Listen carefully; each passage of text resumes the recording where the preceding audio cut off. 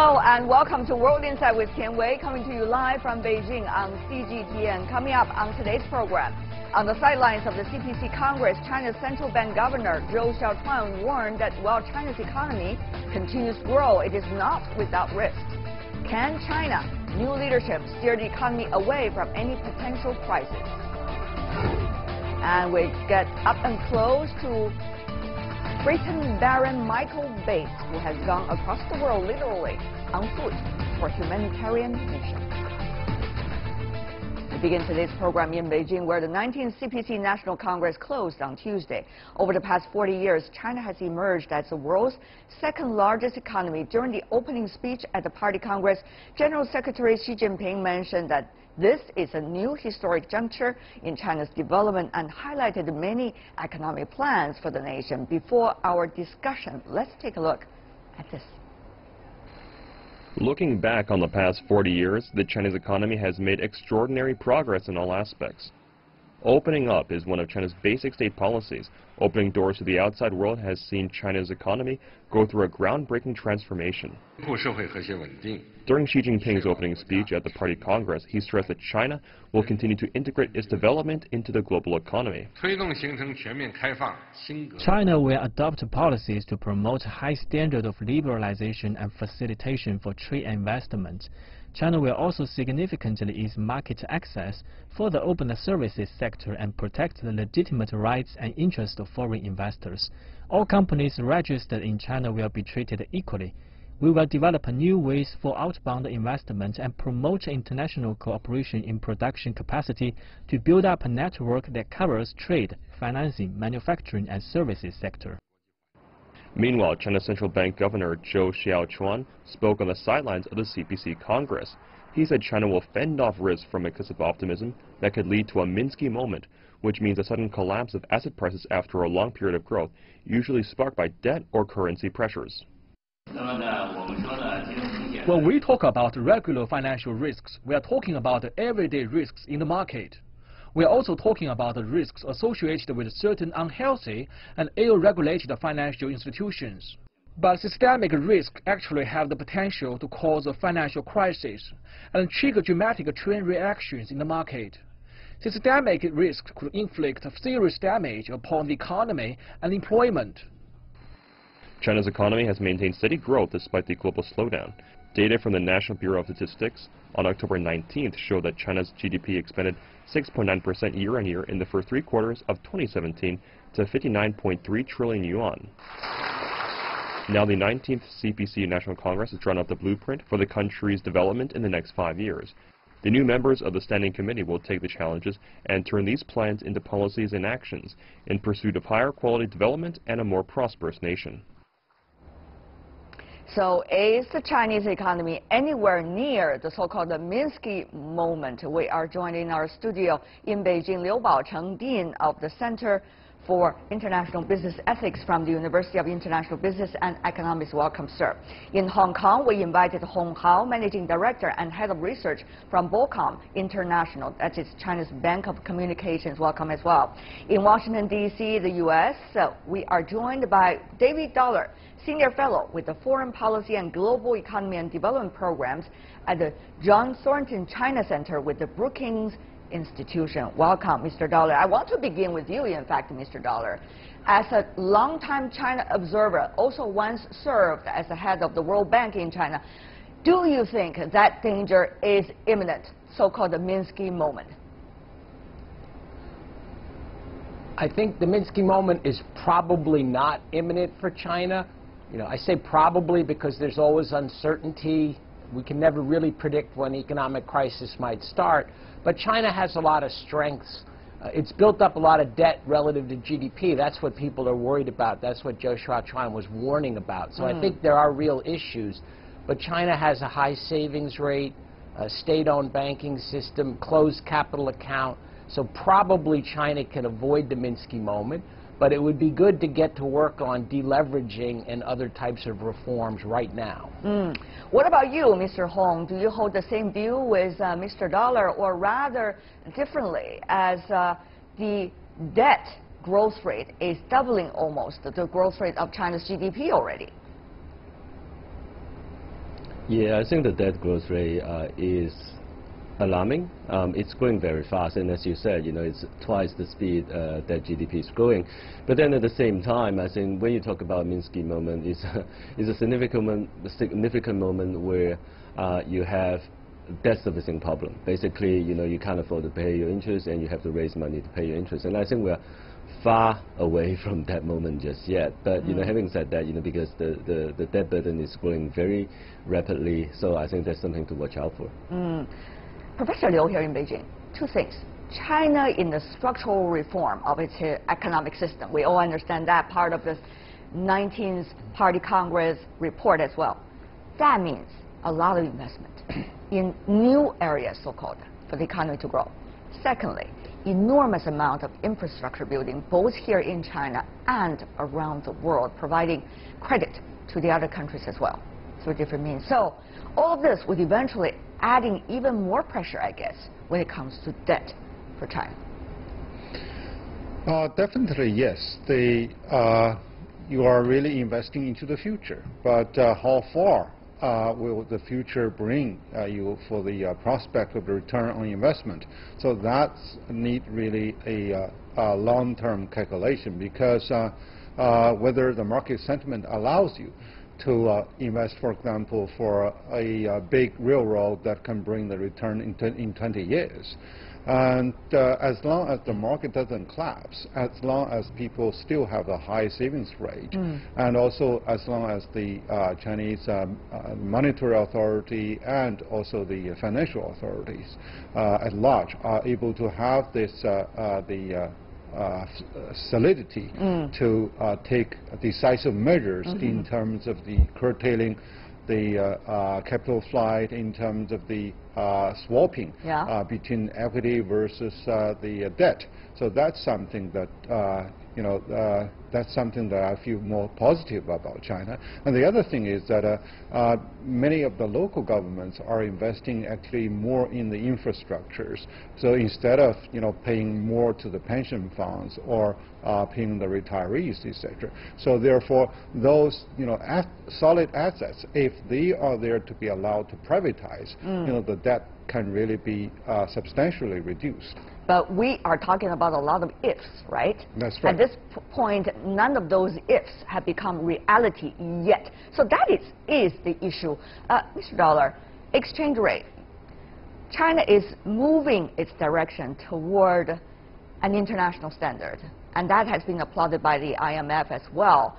So that means the authorities should not have an iron fist toward how the exchange rate will be done. And therefore, that is good on the one hand, but on the other hand, it provides space for risks, as Professor Liu earlier mentioned. So, in fact, when China is becoming more market-oriented, there is so-called bigger risks that would face China when it comes to danger of the Minsky moment. And yet, we cannot delay that process of being more market-oriented. It's important for the Chinese economy in overall. So, what do you think, Mr. Dollar? Can we still have so-called the advantages that all of you mentioned, Mr. Dollar? Yeah, so I think you're absolutely right. China needs to move in a more market-oriented direction, but the sequencing of that reform is very important. I would not be in favor of opening up I would not be in favor of opening up China's capital account quickly. You might think of complete marketization, just open everything up. That's not what the IMF's recommending. It's not what I would recommend. I think China should open up more to direct investment. And it was great to hear Xi Jinping talking about opening up the service sectors. And you can bring in financial services. That's important. But opening up the capital account, letting a lot of money move in and out of China easily, I think that's a long way off. And to me, that's one of the big risks. If they move too quickly on the capital account, there'll probably be a big outflow and a depreciation of the currency, and that's not going to be good for China, and that's not going to be good for the world. But on the other hand, Mr. Hong, you probably understand very well about this. I mean, at this point, 19th Party Congress report, they talk about the so-called major contradiction. That is the demand for a better life about the Chinese people vis-a-vis, insufficient development, unbalanced development. This also coincides with Chinese common people's demand of, having a total control of what they want to invest, where to invest, whether they want to invest in China or somewhere else. This ultimate contradiction needs to be resolved according to the 19th Party Congress. So how are we balance these? On the one hand, you have an ultimate goal. On the other hand, there seems to be some issues that need to be worked out. Mr. Hong. Yeah, I think gradualism is the key here, and I think, as Mr. Dollar said, it's going to help to stabilize the financial system as you open it up. And I think for the Chinese people, yes, we do demand more investment opportunities. For now, most of the Chinese investments are domestically oriented, and also most of the Chinese family wealth is really residing in the housing sector. So, if you open up a financial market for Chinese money to invest overseas, it can actually diversify many of the Chinese families' asset bases, and therefore, diversify some of the risk that is inherited with, investing only domestically. So I think, gradualism is the key here, even though in the long run, we do see Chinese money investing gradually more and more overseas. Gradualism is the key. That has been talked about, yet the question is, how gradual? Who would be able to have that kind of judgment? What are some of the most important barometers that would examine in order to decide the speed of so-called gradualism? Mr. Dollar, you got some input? Well, I think it's useful to distinguish between direct investment and portfolio investment. Direct investment is when foreigners come in and start firms or buy firms. And China's been quite open to direct investment in manufacturing, but the service sectors are still very closed, including financial services. So I think you could move quickly to open up more to foreign investment in direct activities, and that's going to help stabilize China's financial system. We see a lot of Chinese money going out in the same form, so I think that's all very healthy. What I worry about is if you opened up the portfolio investment quickly, you would probably see a lot of Chinese money leaving, and that's going to be destabilizing. So it's partly a question of being bold in the right areas and being cautious in the right areas. And so it's really quite an art to get all of that correct. It is art, isn't it, Mr. Hong? Yes, I think, one of the great Chinese leaders once said, we cross the river as we feel the stones. So, it's a really try and error process. In 2015, we have a currency reform, but that creates quite a bit of market volatility, and it actually delayed the rate hike schedule for the U.S. Fed. So I think it is a try and error process, and I think, for now, ever since 2017, when we have the market currency rate stabilized, it actually benefited not only the Chinese domestic financial market, but also the world market as well. And as you can see now, after almost 12 months later, we're seeing a synchronized economic recovery across the globe. And I would say that, China has been a major contributor to this recovery. But overall, Mr. Liu, Professor, I want to ask you about this, because after that warning has been given out by the globally respected Chinese Central Governor Zhou Xiaochuan, particularly it seems that almost at the end of his term, right? He's likely to retire according to TSH. But you think about that, and then people talk about what exactly is the danger that China is facing. Is it really the Minsky moment? Or is it really the downward pressure of the economy? The growth rate or lack of growth rate, lack of the real engines for the growth rate, that is the biggest danger. And of course, when we have different focus, we're going to allocate our energy in different areas. So what exactly is the main conflict here to you, Professor? Well, I think the bulk of it is really the quality of growth. You simply translate money by recounting it, in a Ponzi scheme type of way. Yes, you create a GDP very quickly. It's like, I trade your pen and you trade to others. So that doesn't really help the economy. So for long-term investment, I think China has really benefited a good deal. We have made a number of bold steps that may not really bring a quick return, but we are really paving the way for industrial cluster and for mobility of economic resources. Yeah. So that's something that that's beyond comprehension of many even economists in the world. Okay. So I would really hold a lot of optimism. And the other is that to liberalize capital account, we worry about the hot money flying in and out. But if the market really give the promise for those investors, the hot money can reduce their pressure and get parked in those rewarding businesses. One of the things we can do, gentlemen, is to do some comparison. That would help us to clarify our mind and also help the world to understand exactly what is the situation in China now. Okay, so let's do some comparison. 1997, let's see, the Asian financial crisis. Mr. Hong, as someone who has been in the financial circle in China for long, you probably would help us to understand that. That was one of those, as they say, Minsky moment for some of the Asian economies. 1998, you have also the Russian problem. Then, 2008, you have the overall financial crisis, particularly in the West. Many of the people commented about a Minsky moment related to all these three cases. Mr. Hong, from your perspective, how is that compared to what China's danger might be in the future, Mr. Hong?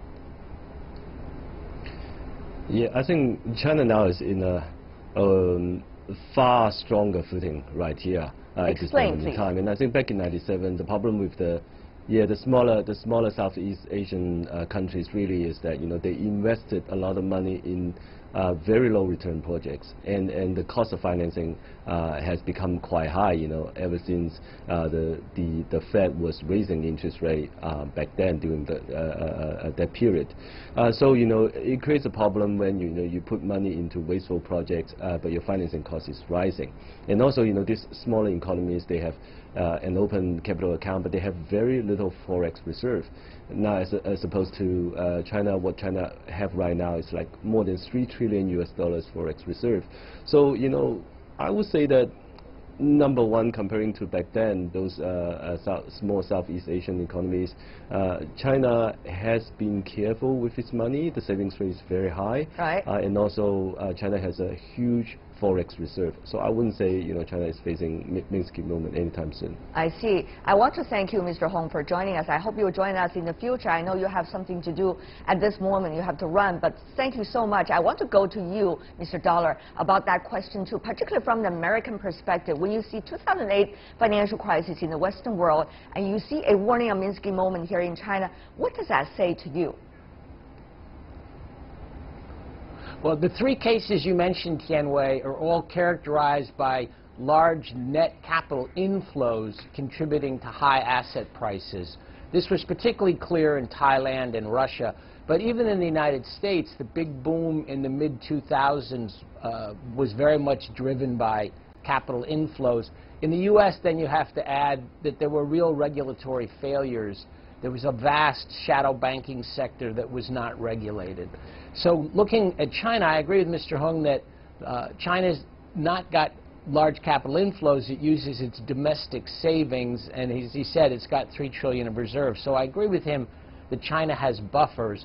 I think one lesson you should take from the U.S. is that regulating the shadow banking system is very important. The fact that it's not, it's not commercial banks. What we learned is we treated that as a sector where we didn't really have to pay attention, but that became so intertwined with our banking system that it really caused an enormous crisis. So China has a big shadow banking sector also. That's part of the problem with this growing leverage. So I think you have important differences with the U.S., but I think take the lesson that you want to regulate that shadow banking sector very carefully and prevent the overall growth of leverage. I see, but Professor Liu, shadow banking system is still a big problem for China as well, because China's financial system is not yet fully developed, so there are spaces like that for shadow banking to prosper. And for some time, actually, it serves certain purposes, but for the longer term, it's not the way to go. And yet, the system cannot be developed overnight either. So, Professor Liu, help us to solve this riddle in a way. Well, that's an immense amount of job.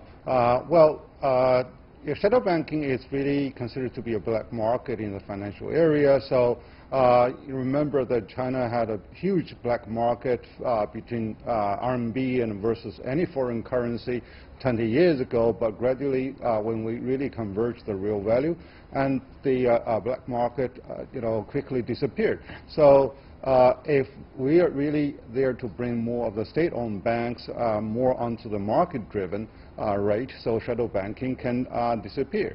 So therefore, we need the big financial reform in the state-owned banking operation. And the other, if you look at the debt structure, that state-owned firms, they have the highest debt ratio. And this is really in stark contrast versus private firms. So how we can really reduce the debt by either supply-side reform or institutional reform that are really owned by those non-performing state-owned firms. So that's a very decisive solution that faces the challenge of the Chinese top leaders. And yet, that challenge is imminent. The Standard & Poor's, for example, commented recently, China still needs bigger strides in deleveraging. It says, while credit growth is showing signs of slowing, it is expected to continue outpacing economic growth, leaving China with thinner financial buffers to deal with any crisis. You could see that problems. Of course, these rating companies always warn about the crisis in advance, but, you know, Mr. Dollar, this is something that China needs to do well, at the same time deepening its reform. It's mentioned once and again in the 19th Party Congress report. It's also mentioned by Xi Jinping, the General Secretary, after the Standing Committee member of the Politburo were selected and for the very first time facing the media. He said reform opening up. How is that likely to help China solve this problem, Mr. Dollar? Well, I think Professor Liu made an important point that the debt is, the leverage is higher among state enterprises. And so when we talk about deleveraging, what we really need to point out is that this is going to raise the cost of capital in China. This is going to raise interest rates in real terms. That'll be good for savers, but it's going to create problems for some of these state enterprises. And in his work report, Xi Jinping said that firms should survive based on competition. So this is really an important issue. Is the Chinese leadership, will they be willing to let some state enterprises, particularly at the local level, go bankrupt and exit from the market, which is likely to happen if you really follow through on deleveraging. And so I think these reforms that they're talking about, they're really quite critical. And the key question is, what will be the implementation over the next 1 to 2 years? Yeah, actually, there are some barometers already set and time-posted by the Chinese Communist Party leaders during the 19th Party Congress. Remember, Professor Liu, you were there in the studio listening to it. I mean, next year, the year after next, supposed to be moderately prosperous Chinese society, get rid of poverty. All of this requires a lot of financial support from one area to another. So all of these actually mixed up, there has to be a plan and has to be a starting point. I think, running a country is like running a family. If you have the right sentiment, if you have the enthusiasm, you can really wait until a longer period of time for a fruition of the results. So therefore, the roadmap and the timetable is there, mapped out by the 19th Party Congress, and which are really realistic. So therefore, if we are really to mobilize, those resources together and to bring up the right type of market sentiment, I think the situation is still manageable, and people do have confidence in this round of leadership and in this government. Mr. Dollar, you want to have a say also about this? Well, one of the important goals of the Communist Party leadership was to double the GDP between 2010 and 2020. Frankly, because of the rapid growth of the recent years, China is very, very close to this goal. You only need to grow at 5.3% for the last couple years to reach the target. So I do think the authorities can let the growth rate slow down. That's what's going to happen if they really tighten credit. But if the growth rate slows down, you're still going to meet those important social targets for 2020. And I think that's the kind of balance that the new leadership is aiming for. But that has to be quality growth. If the growth rates are going down, it has to be a quality growth that we are talking about here. For now, I want to thank the two of you for being with us, helping us to understand the concept of so-called Minsky moment, how far China is from it, and the urgency China has in order to reform its economy. Thank you so much. David Dollar, Liu Baocheng, really appreciate, gentlemen, for being with us. You are watching World Insight with Tian Wei, live from Beijing. Still to come on our program, we picked the brains of the British Lord Michael Bates about how his walk for truth, which has attracted global attention for worthy causes.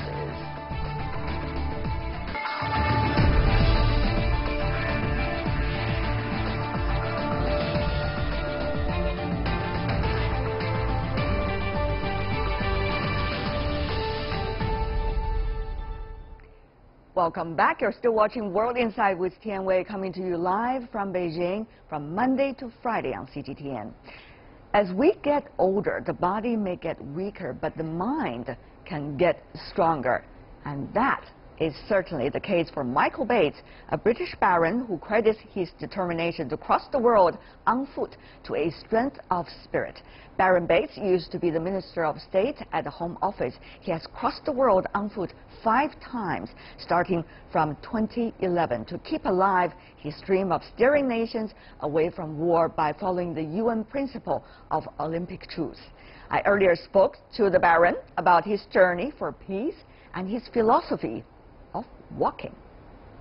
The famous Chinese philosopher said, "A journey of 1,000 miles begins with a single step." So this is my step. It may be the hottest season of the year, but within 71 days, this British lord finished his 1,700-kilometer walk through China last year. To see the world, to walk for peace. I'm walking from Beijing to Nanjing for peace. That is Michael Bates' purpose of globetrotting on foot.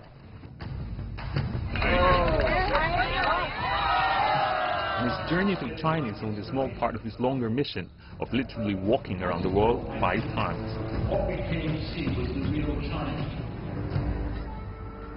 In April 2011, he set out on the Walk for Truce from Olympia in Greece to Westminster in London to raise awareness of the ignored UN resolution of preventing war through the Olympic truce and to gather support for its observance at the London 2012 Games. After that, he never looked back. Once a famous politician in Britain, Mr. Bates was awarded a life peerage in 2008. His title was gazetted as Baron Bates, and earlier this year he resigned as Minister of State at the Home Office for his venture. He walked 3,000 kilometers in 115 days. From Buenos Aires, the host city of the 2018 Youth Olympic Games, to Rio de Janeiro, the host city of the 2016 Olympic Games. He did it to raise funds for UNICEF work with children in danger around the world.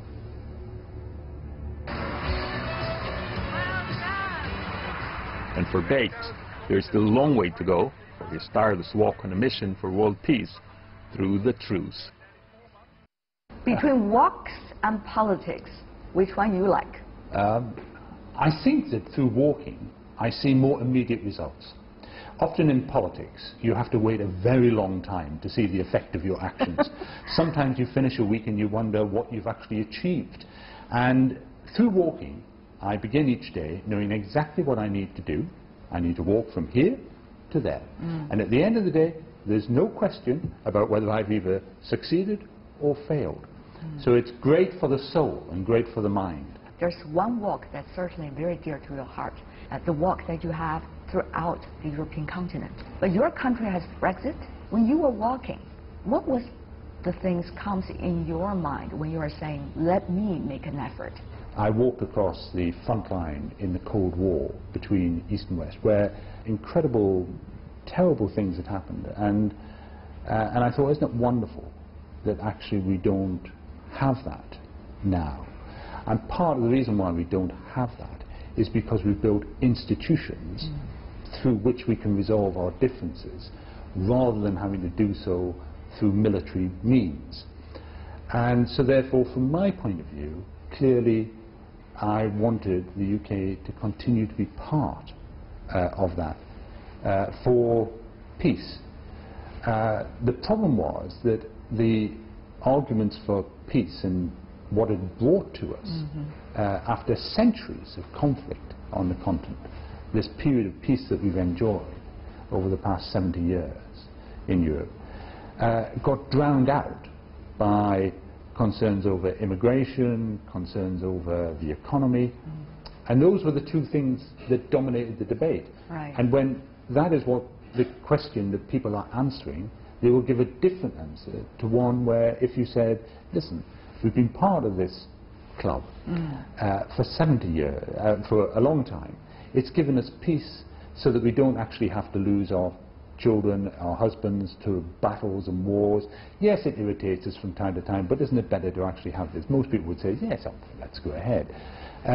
If, however, you pose a different question on immigration, saying, you know, we don't have a job and lots of people are coming to this country and taking our jobs, it produces a different answer. It's how you shaped it. It's how, yes. And I think that probably the debate too much to the economic. But you see, Lord Bates, that's exactly what's happening to a lot of politics around the world. Negativity really works. So what does it take for politicians like you, at least originally you were a politician, to face this kind of trend? Probably if there is one thing that the walks say, is to say, listen, life is not a spectator sport. You don't show up to the stadium and shout at the people on the pitch. We are all on the pitch. You know, we all have our responsibilities to act and to be involved and to be active in it. And if we do that, there'll be less people left in the spectator stands to shout and criticize us. So it's probably going to be best all round. Are you really going to impact people who you met along the road? Possibly. I give you one example. The walk which we did from London to Berlin was for a German charity that provides emergency care for children in conflict situations. And I remember standing at Düsseldorf airport early in the morning, and a flight arrived via Egypt that had come from Gaza, bringing children who had been injured in the conflict that was happening at that time in that country to Germany for emergency medical care. And I saw them being brought down off the steps in stretchers and children, and I'm a father and I'm a grandfather. And I was moved to tears. And the German charity head who was standing beside me looked at me and said, it's your walk that's brought those children here. Wow. Because it was the funds that Sherlyn and I had raised that had enabled the charter flight to happen. Now, I can't think of any time in politics that I've had that immediate connection between what I am doing and a positive benefit on the lives of others. And so long as, sometimes of course I will get frustrated, but so long as I get glimpses like that, I'll keep on walking. You're saying politics is not the way, let's walk. I'm saying that sometimes walking is better than talking. About the Olympic cause. You devoted 300 days to that walk. But as you may know, Lord Bates, all the recent scandals involved in the Olympic movement, whether it's corruption, whether it's doping and anti-doping practices, which led to more geopolitical fights, what do you make of them?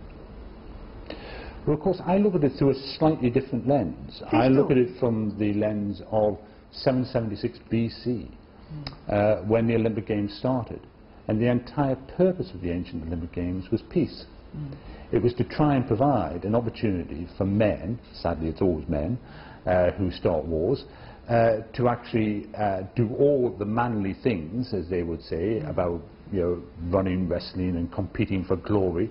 So my starting point is the beauty and the simplicity of the ancient ideal of the Olympic Games. But it's not simple, as you can see. It's very complicated. It's political now. It is. In the ancient era, you weren't allowed to appear in the Olympic Games representing Sparta or Corinth or Athens. You left every bit of identity at the gate, and you came in and competed together as Olympians. Now, in the modern era, of course, nation states. And so people compete with each other, and that nation-state competition can sometimes spill over into unfairness as one seeks to win over another particular country. And therefore, during your walk, did you think about these questions? Would think about political questions enlighten you during your walk, or actually putting a lot of pressure on your shoulder? Well, yes. I think if there was ever a sort of test for consumption of Diet Coke or Coke Zero, then I would have failed it along the way. No, I was, mine is a simple expression, because what happens is that in this world, we often get very good at pointing a finger and saying, and in 2008 to 2010, I used to stand up in Parliament and I used to give very long speeches to my colleagues, telling them how important it was to observe the Olympic truce. And I didn't really get anywhere with doing that. And then I thought, what if we turn the question round? What if it becomes not about what somebody else isn't doing, but actually what I am doing? And in changing the question around, it becomes tremendously liberating, because I have no power over what other people do, but I do have power over what I do. My final question, really related, is to your China walk. Who have you met? What kind of China you've seen that time that is different from your previous impressions? It is very different, and what makes a difference is this, is that as a politician, I have travelled around the world, travelled to China a lot, and you never really encounter the real country that you're in. You say, well, of course I went to China, but you didn't go to China. You went to, Beijing or Shanghai, could be London or New York. Really, they're just international cities. And so walking out and seeing these people, in little boats going around collecting water cashew nuts, it was just mind-blowing to see these people going about their daily lives and the ability to be able to interact with them. I'll give you one example. Go ahead.